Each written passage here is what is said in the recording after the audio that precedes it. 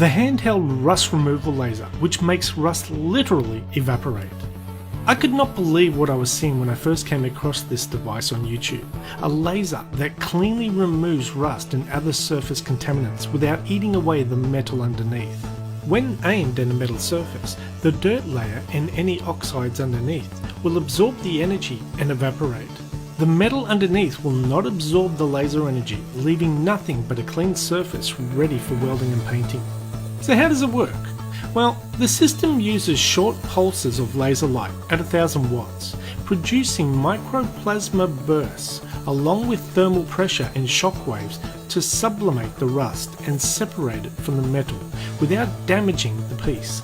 Now, I know what you're thinking, as I wondered it myself, and the answer is no.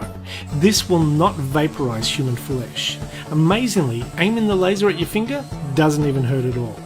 Material removal is halted when the laser is applied to a clean surface, because it only sublimates rust.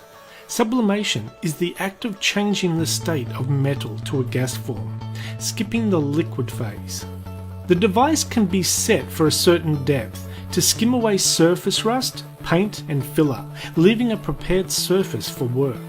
What would have normally taken someone hours to clean and prepare for welding or painting is now done in no time at all.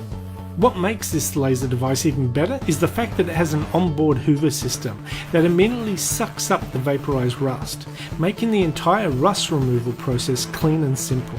Unfortunately, there is a rather large drawback: the cost. This state-of-the-art device is not sitting on some retail shelf somewhere for $100.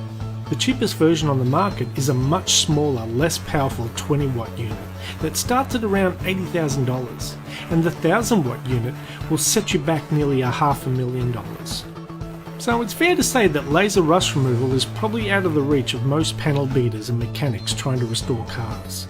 But I recall in the 80s that computer CD writer drives were selling for $50,000, and it was just a few years later that we were installing them in PCs for under $1,000. So give it